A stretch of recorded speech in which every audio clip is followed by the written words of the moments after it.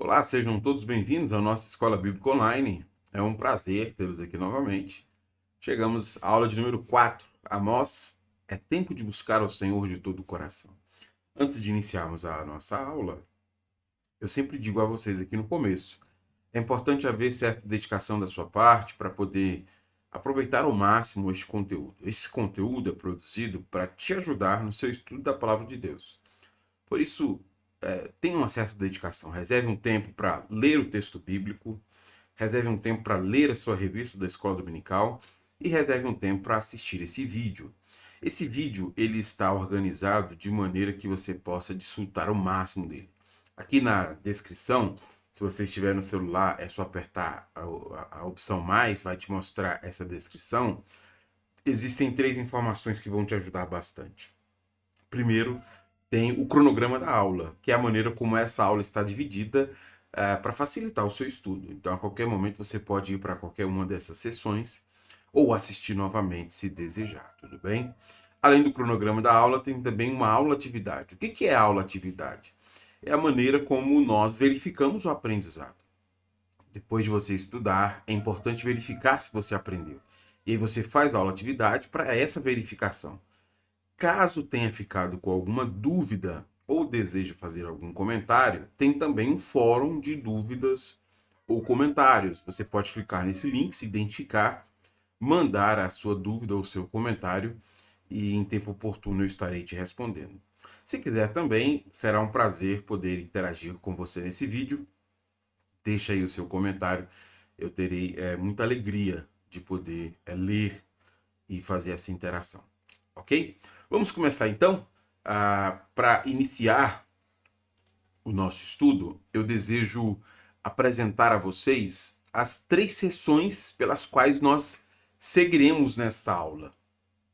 Essa aula está dividida em 3 sessões. Na primeira sessão, eu quero apresentar o contexto histórico em que o profeta Amós anuncia a sua mensagem.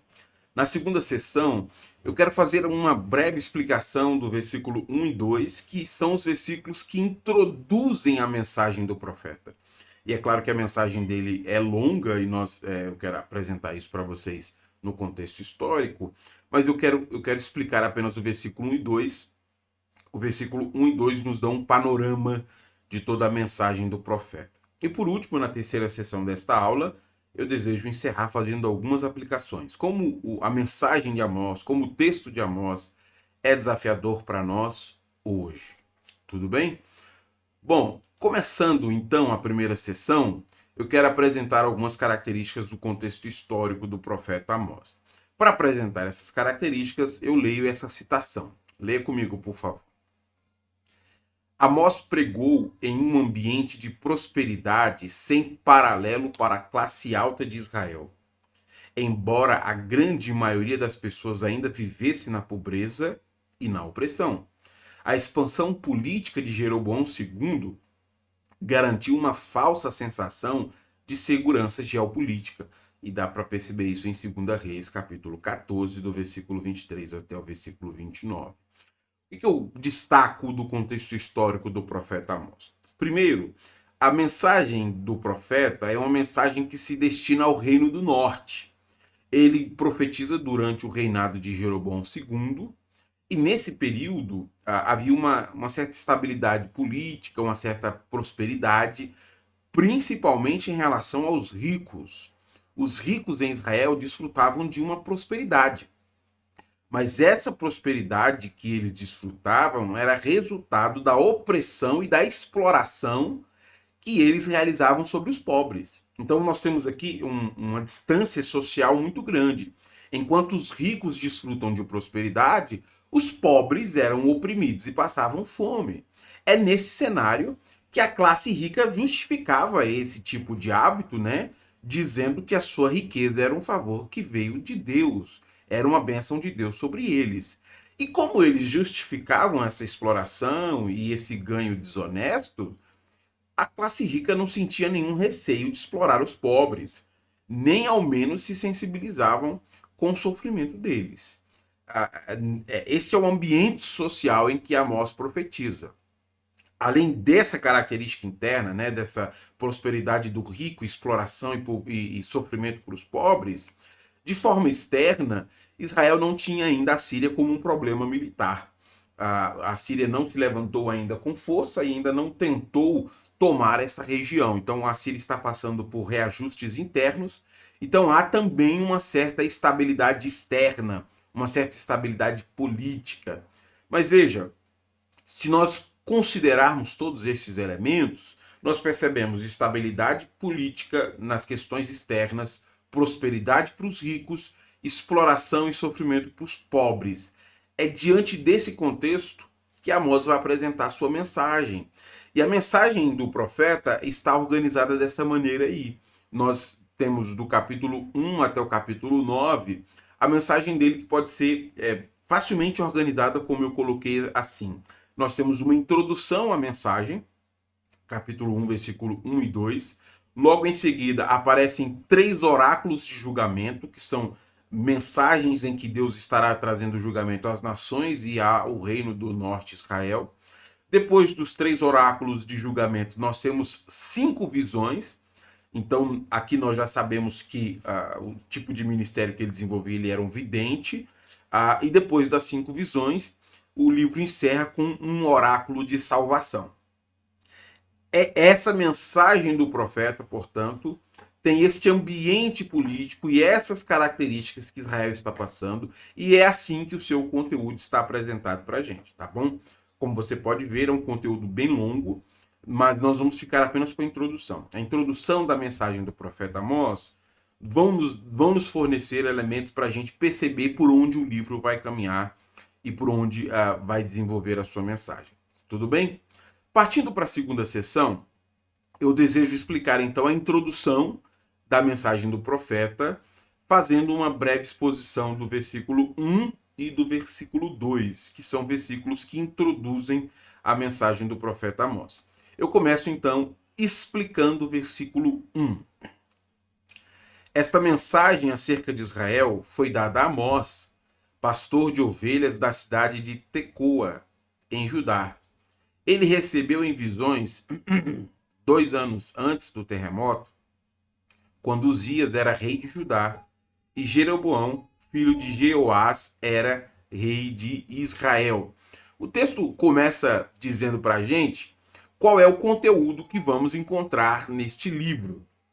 Apesar de estar escrito aí mensagem, essa expressão no hebraico é uma palavra técnica que é usada frequentemente por profetas para dizer que esse escrito, esse texto, essa mensagem é uma mensagem profética dada por Deus. Então é uma mensagem que Deus deu a Amós e que ele vai compartilhar com o povo. Para ser mais específico, é uma mensagem que Deus deu a Amós, da cidade de Tecoa, para entregar a Israel. Além dessa informação, o versículo também nos diz o tipo de ministério que Amós desenvolveu, né? Se você não assistiu a aula 1, eu indico que você assista. Lá eu falo sobre os 3 tipos diferentes de ministérios proféticos, né?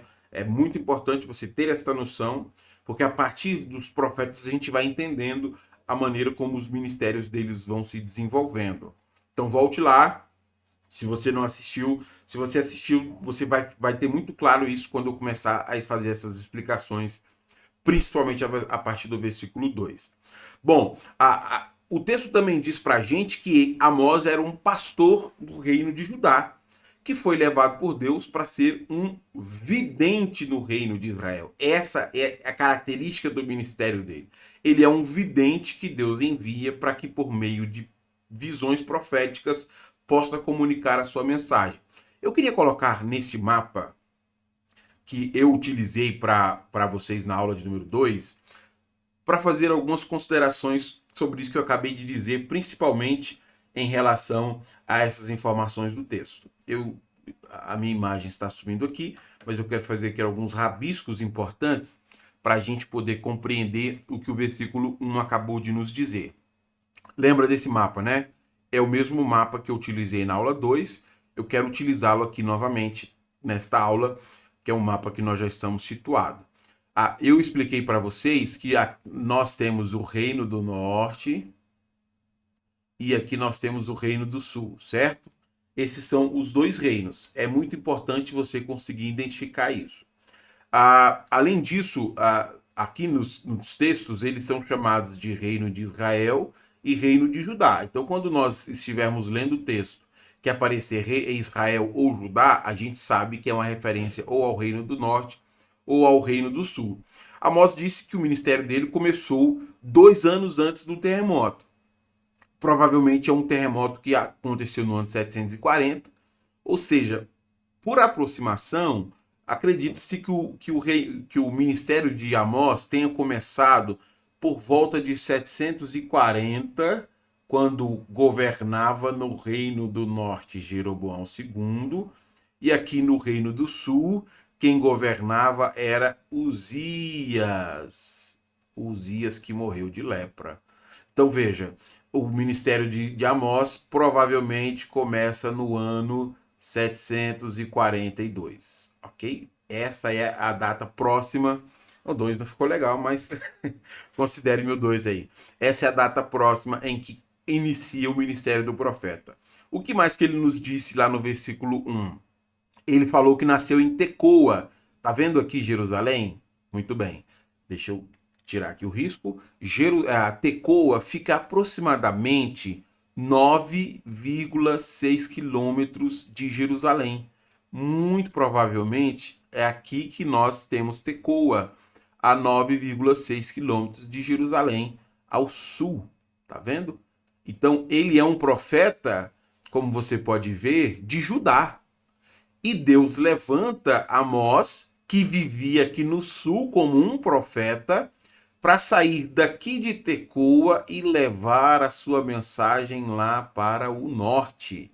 Essa é a informação que o texto está nos dizendo.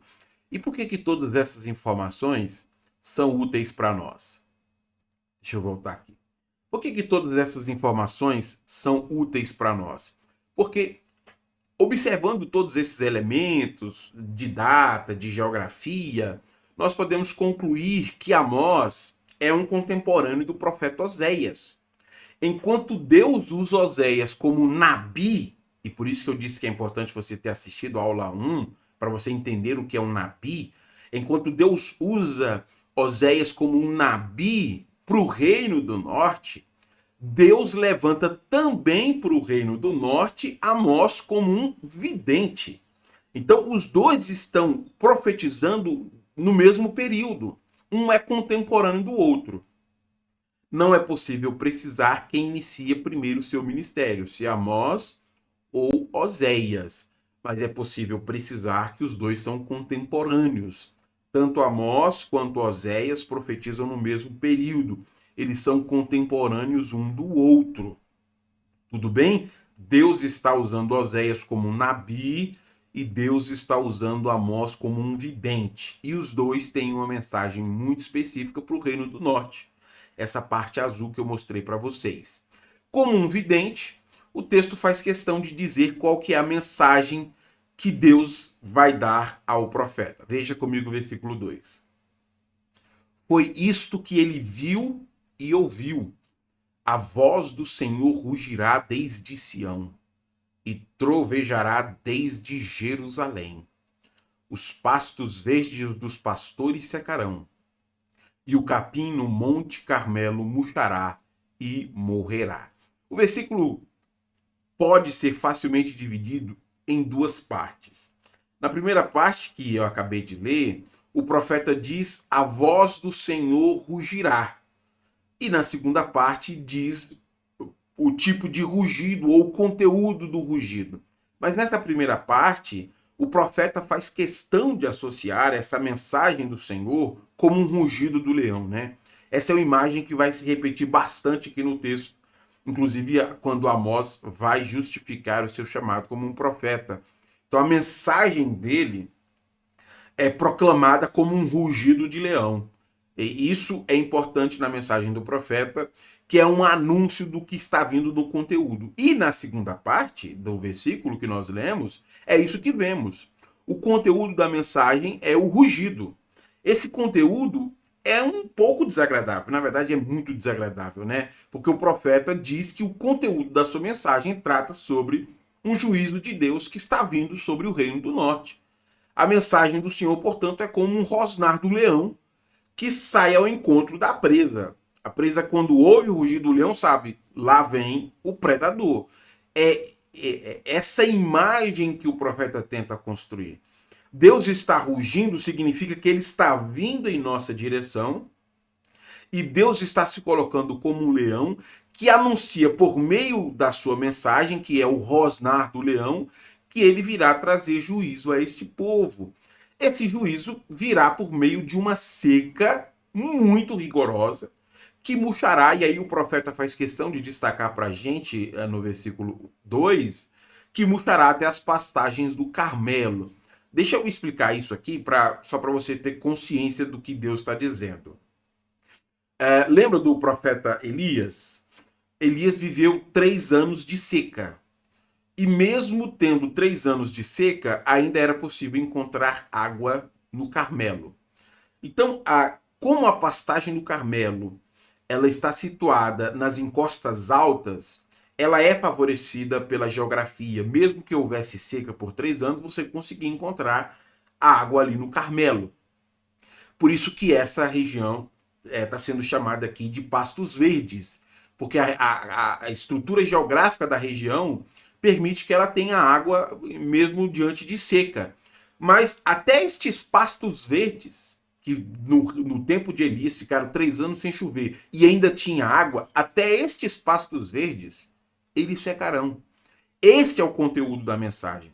Deus está anunciando por meio do profeta que virá sobre essas pessoas com uma maldição sobre eles. E aqui eu preciso fazer essa explicação, porque talvez se você não conhece essas maldições, você precisa conhecê-las. Essa referência do versículo 2, e eu preciso que você tenha fixado essa parte, né? Os pastos verdes dos pastores secarão, e o capim no monte Carmelo murchará e morrerá. Fixe essa parte, porque eu pretendo explicar para vocês as bênçãos e maldições de Deuteronômio 28, para tentar deixar muito claro a associação que o profeta está fazendo. Em Deuteronômio 28, eu quero que você repare que há um paralelo entre bênçãos e maldições. O versículo 1 tem bênçãos, enquanto que o versículo 15 traz maldições. E por que eu quero que você repare nisso? Porque Deus vai ser muito específico sobre as condições das bênçãos e Deus vai ser muito específico sobre as condições das maldições. Começando com as bênçãos, veja que elas aparecem no versículo 1. O Senhor diz: se Israel guardar a aliança com ele, essas serão as bênçãos que virão sobre eles. Veja comigo aí a leitura do versículo 1. Se vocês obedecerem em tudo ao Senhor, seu Deus, e cumprirem fielmente todos estes mandamentos que hoje lhes dou, o Senhor, seu Deus, os colocará muito acima de todas as nações da terra. Se obedecerem ao Senhor, seu Deus, vocês receberão a seguinte bênção. Ou seja, do versículo 3 até o versículo 13, essas são as bênçãos se Israel guardar a aliança com o Senhor. São essas bênçãos que virão sobre vocês. Porém, no versículo 15, o Senhor diz que se Israel quebrar a aliança com o Senhor, serão essas maldições que virão. Veja aí comigo o versículo 15. Mas, se vocês se recusarem a dar ouvido ao Senhor, seu Deus, e não cumprirem todos os mandamentos e decretos que hoje lhes dou, as seguintes maldições cairão sobre vocês e os castigarão. Então fica claro para nós que se Israel quebrar a aliança com o Senhor, serão essas maldições. E as maldições aparecem do versículo 16 até o versículo 68. Deuteronômio 28, portanto, está sendo evocado aqui na mensagem do profeta. Se Israel obedecer a aliança que fez com o Senhor, guardar a aliança que fez com o Senhor, essas bênçãos virão sobre vocês. Se Israel quebrar a aliança com o Senhor, essas maldições virão sobre vocês.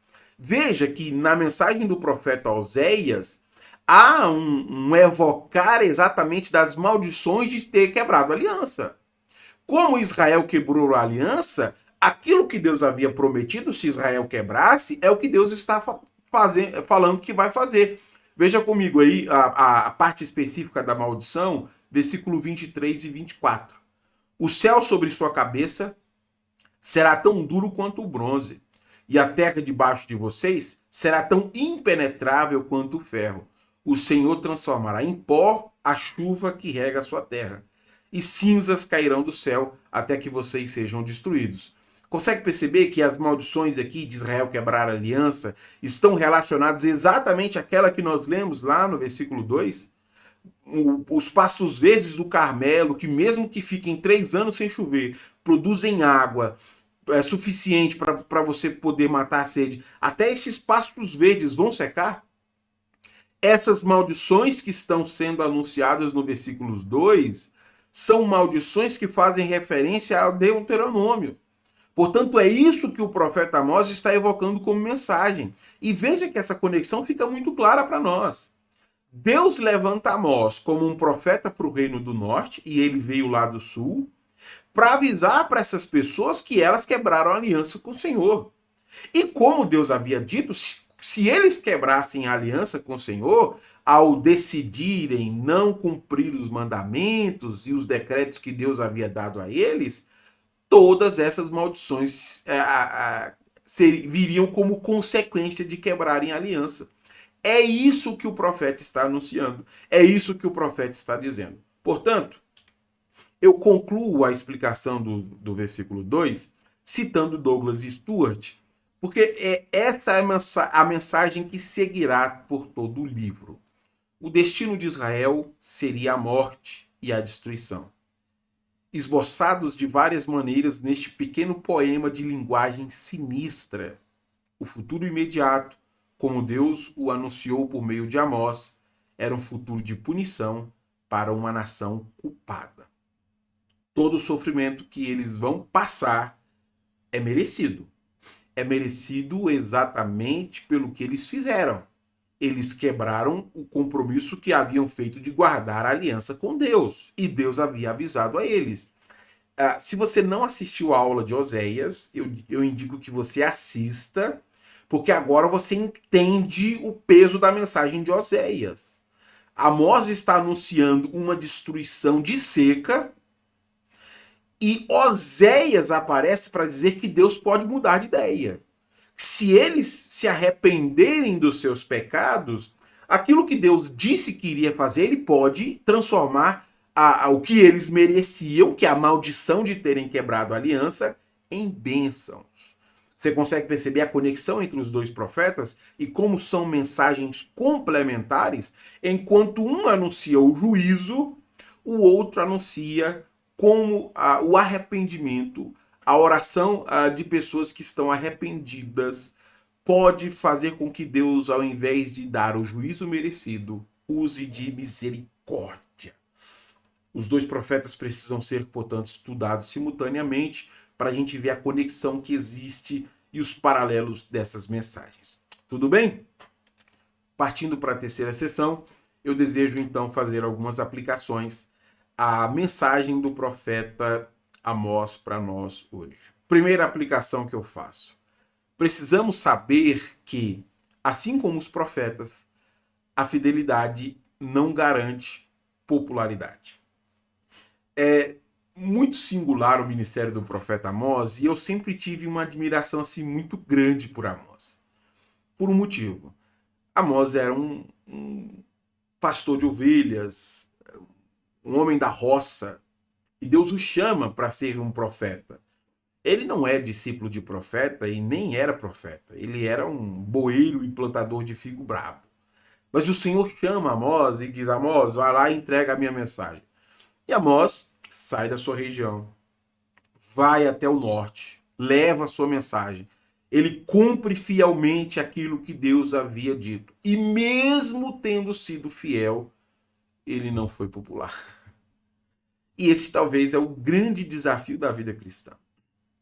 Porque às vezes nós gostamos de pensar fidelidade e popularidade como sinônimos, mas não são. Deixa eu te mostrar isso de maneira bem prática.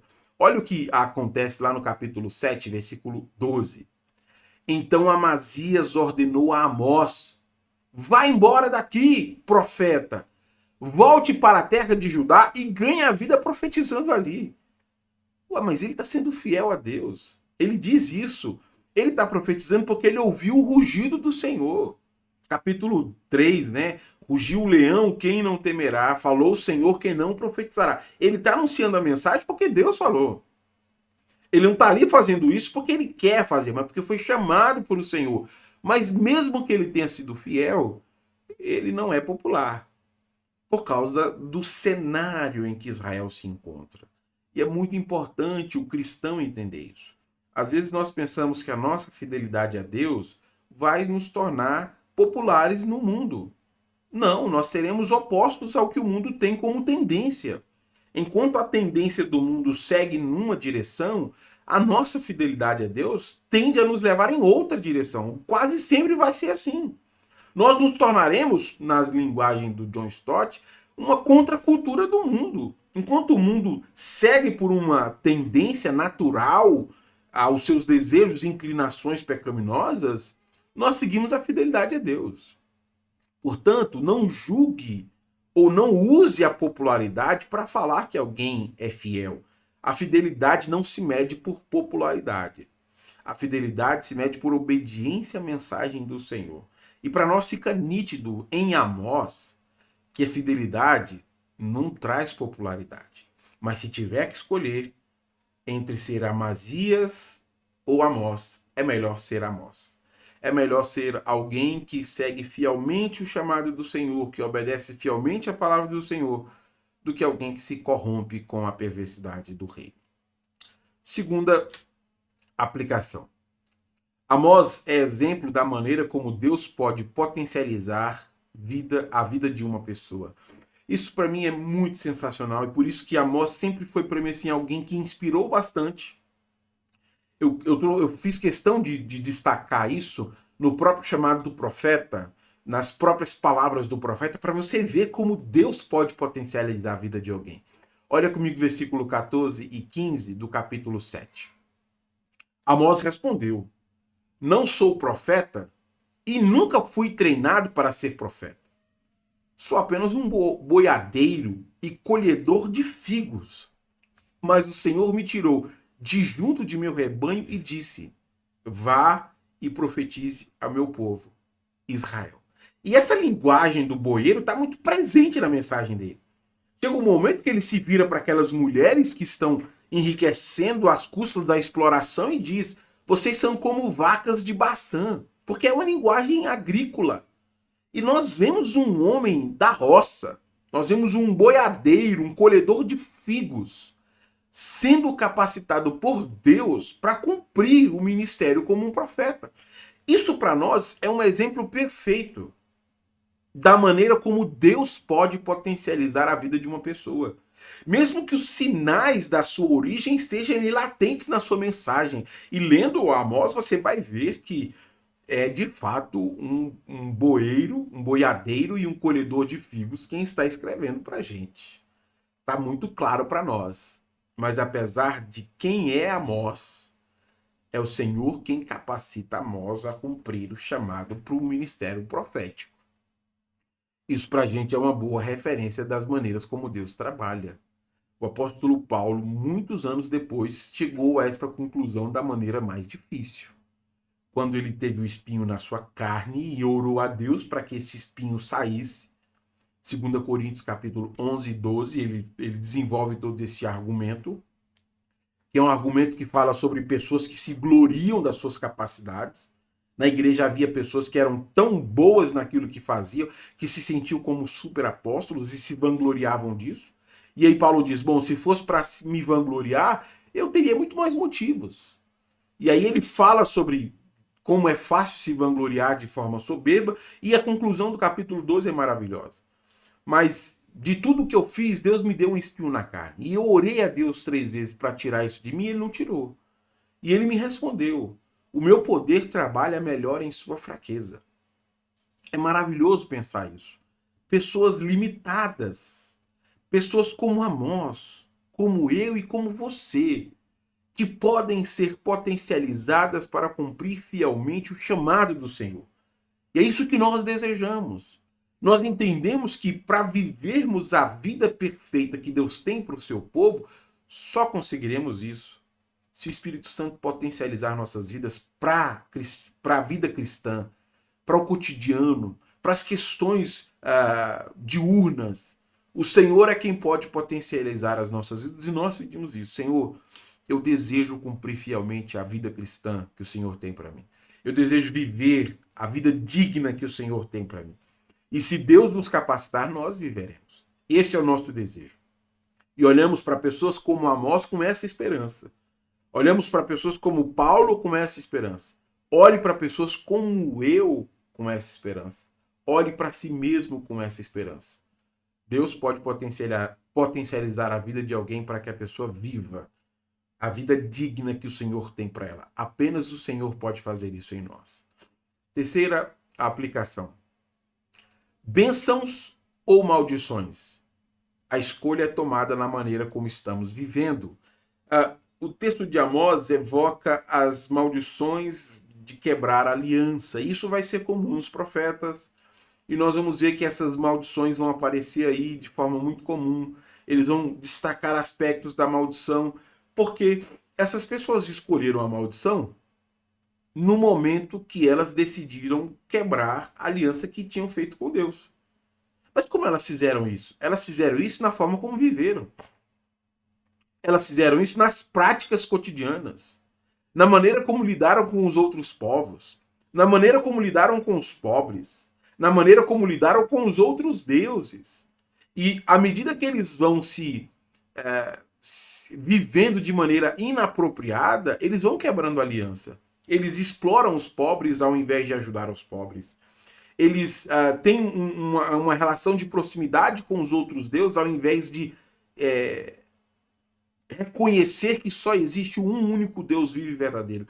E como eles fazem o oposto do que Deus exige deles, o que eles merecem é a maldição de ter quebrado a aliança. Porque se eles seguirem a aliança, essas bênçãos estarão sobre eles. Seguir a aliança, portanto, não tem a ver com palavras do tipo eu creio. E Tiago é quem nos evoca esta imagem sobre como palavras por si são insuficientes. Você diz crer em um único Deus, os demônios também creem em um único Deus. Mas crer em um único Deus não é suficiente para a salvação dos demônios. E também não é suficiente para a nossa. É preciso que a sua fé seja acompanhada por obras. A maneira como você vive precisa ser compatível com alguém que fez uma aliança com Cristo Jesus. Você precisa conhecer e obedecer às ordens que Jesus nos deu. E ao seguir as ordens e os mandamentos que Jesus nos deu, nós estaremos vivendo de maneira compatível. Por isso que a ação do Espírito Santo, potencializando as nossas vidas, é tão importante. Se desejamos viver a vida ideal que Deus tem para nós, é a ação do Espírito sobre nossas vidas que nos permite viver esta vida ideal. Ore por isso. Senhor, eu desejo tanto confessar como viver de maneira coerente aquilo que estou confessando. Quarta e última aplicação. O caminho da prosperidade não passa pela cobiça nem pela exploração. Durante o Antigo Testamento, isso vai ser um ponto difícil, porque as pessoas acreditam que a prosperidade delas é uma bênção de Deus. Como nós somos ricos, isso é um sinal de favor divino. Deus está do nosso lado. A nossa riqueza é uma prova da prosperidade que nós vivemos. E por diversas vezes esses dilemas vão aparecer, né? E ele talvez ganha uma força muito grande no Asaf, no Salmo 73, quando ele olha a prosperidade dos ímpios e pensa como é que eles enriquecem, Deus abençoa de fato os perversos. Mas Amós, mais uma vez, deixa claro para nós que a prosperidade das pessoas, ela não era um favor de Deus. Elas se tornaram prósperas porque elas cobiçavam e exploravam os pobres. Veja aí comigo capítulo 3. Meu povo, estou lendo o versículo 10, meu povo esqueceu como fazer o que é certo, diz o Senhor. Suas fortalezas estão cheias de bens obtidos por meio de roubo e violência. Não foi Deus. Não foi Deus. Não tem como dizer que foi Deus quem os abençoou. Eles se tornaram ricos por meio da exploração e do roubo, por meio do sofrimento alheio.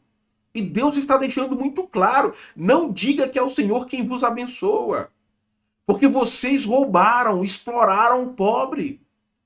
E por causa disso, olha o que o versículo 15 diz: destruirei as belas casas dos ricos, suas mansões de inverno e suas residências de verão, todos os palácios cheios de marfim, diz o Senhor. Você consegue perceber? Você acha que eles exploraram um pouco? Não, eles exploraram muito. Eles exploraram tanto que as casas dos ricos eram mansões de inverno. E não só tinham uma casa, eles também tinham residências de verão. São pessoas que foram enriquecendo e não cansaram disso. Ah, mas eu estou explorando, eu estou pagando mal, eu estou roubando, não tem problema. Deus está me abençoando porque eu estou conseguindo cada vez mais. E Deus está dizendo: eu não estou dando isso a você e você esqueceu como fazer o que é certo. E o que é certo não é isso. Não é exploração, não é o roubo. Por causa disso, eu destruirei tudo isso que você conseguiu. A mensagem de Deus, portanto, é uma mensagem de um Deus que traz juízo. E uma mensagem de alerta. Se nós desejamos alcançar a prosperidade, o caminho da prosperidade não passa pela cobiça e pela exploração. A cobiça e a exploração só levam ao juízo e à opressão do pobre. Nós não podemos esquecer do que é certo. E o certo não é nem a cobiça e nem a exploração. Se você deseja ganhar a vida honestamente, isso será bênção sobre você. Mas se você ganha a sua vida por meio de cobiça e de exploração de outras pessoas, o juízo do Senhor sempre virá sobre esse tipo de gente. O pobre não está sendo esquecido por Deus. E Deus levanta profetas como Amós, como Abacuque, para falar de gente oprimida. Oprimida por ricos gananciosos que não se cansam de ganhar cada vez mais e de tentar justificar estes ganhos como se fossem legítimos, como se fossem bênçãos de Deus. Que todos nós possamos tirar essa valiosa lição nesta quarta aplicação. Todo o seu ganho que possa ser um ganho legítimo e honesto, que você nunca se esqueça do que é certo. O certo não passa pela exploração do outro e também não passa pela ganância a todo custo. Eu espero muito que este conteúdo tenha lhe ajudado. Se Deus nos permitir, semana que vem nos encontramos aqui para o nosso próximo estudo. Eu queria pedir que durante esta semana você pudesse tentar ler o livro do profeta Obadias, para que quando nós fôssemos estudá-lo aqui na próxima lição, você tenha bastante informações sobre o conteúdo estudado. Tudo bem? Se Deus nos permitir, nos vemos na semana que vem. Até a próxima, então.